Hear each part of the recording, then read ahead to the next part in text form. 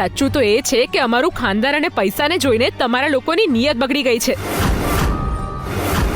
એટલા માટે જ તમે ગૌરીની બીમારી વિશે અમને બધાને ના કીધું. કામિનીજી, ભગવાનના સેવક પર આવા લાંછન ન લગાવો. મારી દીકરીને કોઈ બીમારી નથી, એકદમ સાજી છે મારી દીકરી, કોઈ ખામી નથી એનામાં.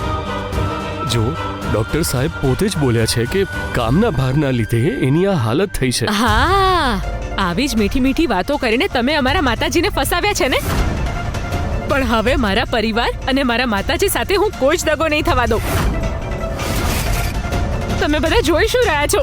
કાઢો આ લાલચુ ભિખારીઓને ઘરની બહાર. ખબરદાર!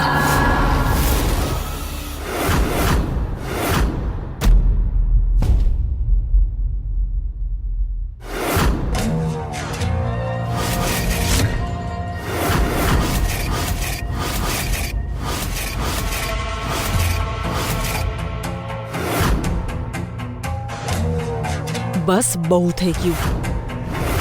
બુંદેલા પરિવારની થનારી વહુ અને એના પરિવાર વિરુદ્ધ હું કંઈ પણ નહીં સાંભળું.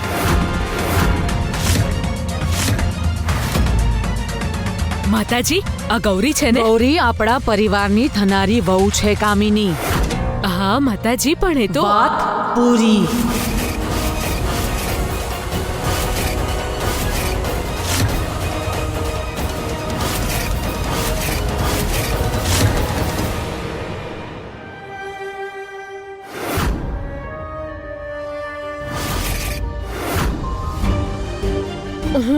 અહીંયા કઈ રીતે? સાચવીને ગૌરી, તું તારા જ ઘરમાં છે. મારો મતલબ છે બુંદેલા નિવાસમાં. તું હવન સમયે બેભાન થઈ ગઈ હતી ને? હવે તારા થનારા પતિ વિરેન્દ્ર બુંદેલાને મળ. દીદી ઠીક થઈ ગયા. હું બધાને કહીને આવું છું. મને માફ કરજો નાના શેઠાણી. મારા કારણે તમને બધાને આટલી તકલીફો થઈ. હવે હું બિલકુલ ઠીક છું. હું હવે જાઉં છું. પપ્પા રાહ જોઈ રહ્યા હશે. ગૌરી સાંભળ. દીદી ભાનમાં આવી ગયા. મારા દીદી ઠીક થઈ ગયા છે.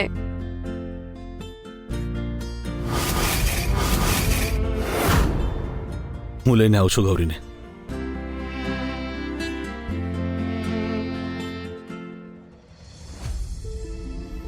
આને પહેરીને બતાવો ને. પહેરવાની શું જરૂર અરે છે? મારે જોવું છે કે મારી થનારી વાઈફ આમાં કેવી લાગશે. આ વાળો પરફેક્ટ છે. એટલા સારા છે Virendraji. Let's have a panipuri party.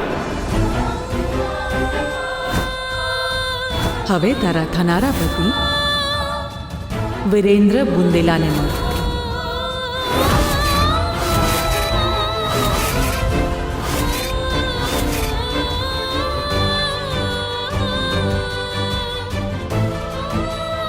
ગમે તેના ભાન ભૂલાવનારી છોકરી આજે પોતે બેભાન થઈ ગઈ.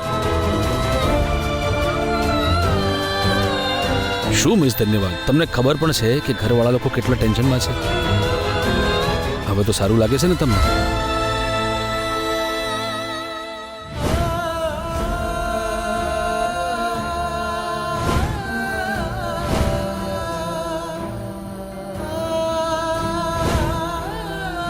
આ તમારા માટે. તમને ગમ્યું હતું ને?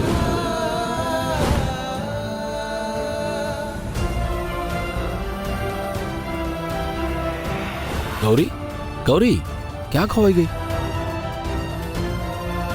સો you okay now? Feeling better? ઠીક લાગે છે ને? આને શું થઈ ગયું? રિએક્ટ જ નથી કરી રહી. દીદી આવી ગયા.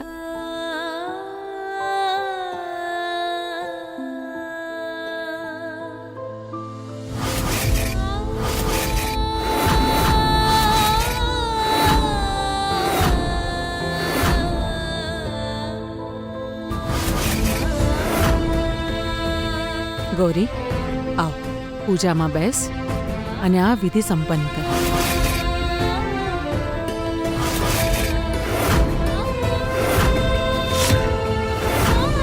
ગૌરી, સાંભળ્યું નહીં મેં શું કહ્યું? પૂજાનું મુહૂર્ત વીતી રહ્યું છે. આવ અને બેસ.